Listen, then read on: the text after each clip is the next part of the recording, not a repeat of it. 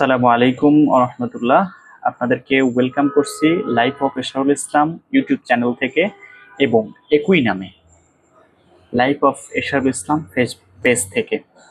আজকে আপনাদের সামনে একটা নতুন অভিজ্ঞতা শেয়ার করতে যাচ্ছি। সেটা হচ্ছে রাত্রেবেলা যখন আমরা বাইক চালাই তখন কোন ধরনের জিনিসগুলা আমাদেরকে অনুসরণ করা উচিত বা কি কি অনুসরণ করা উচিত এই বিষয়ে আপনাদেরকে বিস্তারিত বলবো। তো বন্ধুরা চলেন শুরু করা যাক।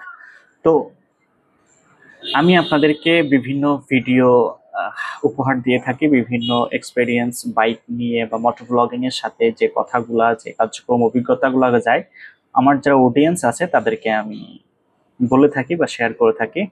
বা নতুনদের উদ্দেশ্যে বলি, যারা হচ্ছে বাইক চালাচ্ছেন, অবশ্যই আজকের টপিক অনুযায়ী রাতের বেলা আপনারা যখন বাইক চালান তখন সতর্কতামূলক বেশ কিছু কাজ রয়েছে। যেমন যে কোনো জায়গায় আপনারা থামবেন না, যেখানে বিশেষ করে ঢাকা শহর বা অন্যান্য সিটি শহরগুলোতে বা গ্রামীণ শহরগুলোতে যখন আপনারা রাতে কোথাও বাইক চালান তখন অবশ্যই আপনারা যে কোনো জায়গাতে আপনারা থামবেন না, কারণ যে কোনো দুর্ঘটনা যে কোনো মুহূর্তে ঘটতে পারে। ঘাপটি মেরে কোনো ধরনের কুচক্রী মহল বলতে পারেন বা হচ্ছে অসাধু কিছু লোক আপনাকে রাহাজানি ডাকাতি ছিনতাই করার জন্য থাকতে পারে, বিভিন্ন দুর্ঘটনা ঘটানোর জন্য থাকতে পারে। তো প্রথম পয়েন্ট হচ্ছে আপনার যে কোনো জায়গায় বাইক থামাবেন না।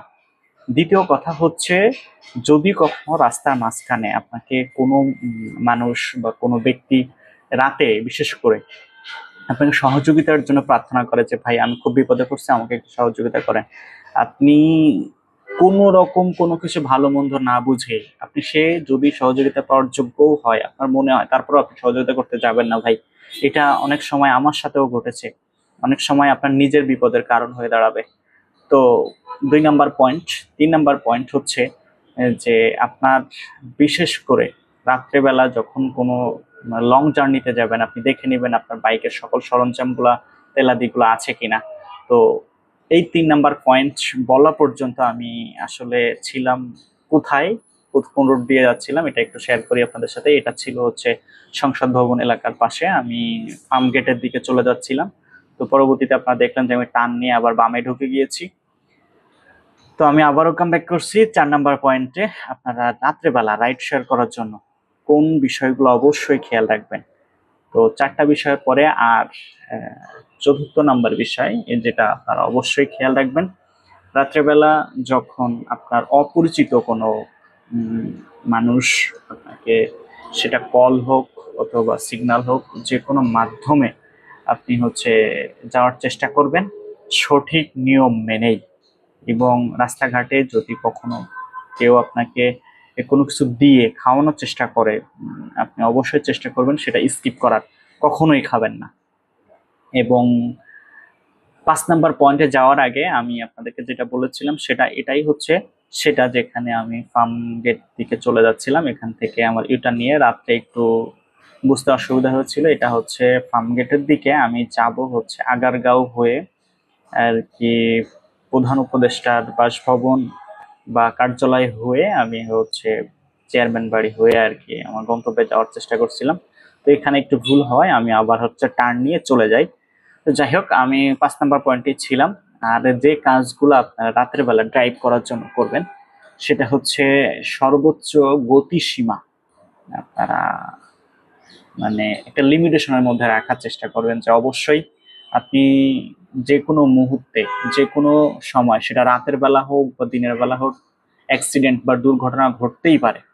নসিবে যদি দুর্ঘটনা থাকে কখনো এড়ানো সম্ভব না, এই জন্য সর্বোচ্চ সতর্কতার সাথে আপনি আপনার হাই স্পিড লিমিটেশনের মধ্যে রাখবেন।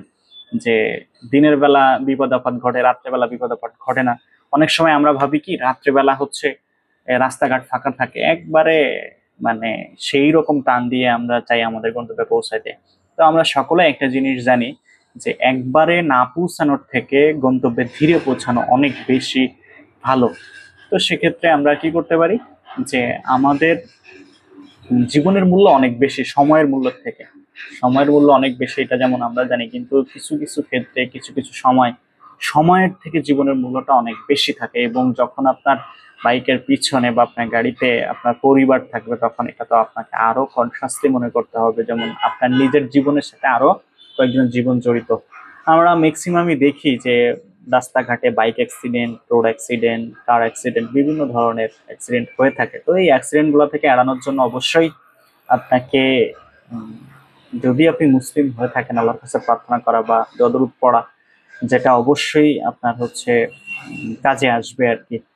তো এরকম কয়েকটা টিপস বা এরকম কয়েকটা বিষয় আপনাকে মাথায় নিয়ে, বিশেষ করে রাত্রেবেলা যদি আপনি চলাফেরা করেন, তাহলে ইনশাল্লাহ আশা করা যায় যে অনেক অংশে দুর্ঘটনা এড়ানো সম্ভব বা দুর্ঘটনা থেকে মুক্তি পাওয়া যাবে। তো যারা আমার ইউটিউব চ্যানেলে দর্শক আছেন নিয়মিত, তাদেরকে আমি বলবো, যারা আপনারা রাইড শেয়ার করেন বা বাইক চালান, নিজের ব্যক্তিগত হোক বা রাইড শেয়ারিং এর কাছে হোক, অন্যকে সাহায্য করার জন্য হোক, প্রত্যেকে চেষ্টা করবেন সবসময় নিজেকে সেফ রেখে একটা নির্দিষ্ট গতিসীমার ভিতরে হচ্ছে বাইক চালানোর জন্য। আমরা প্রত্যেকে জানি ওভার স্পিড যেমন আমাদের রাইডের জন্য ক্ষতিকর, ওভার কনফিডেন্স আমাদের জন্য ক্ষতিকর, অতিরিক্ত আত্মবিশ্বাস নিয়েও বাইক চালানো উচিত না, যে আমার কখন আজ পর্যন্ত কিছু হয় নাই, কিছু হবে না, এই ওভার কনফিডেন্স নিয়েও বাইক চালানো উচিত না।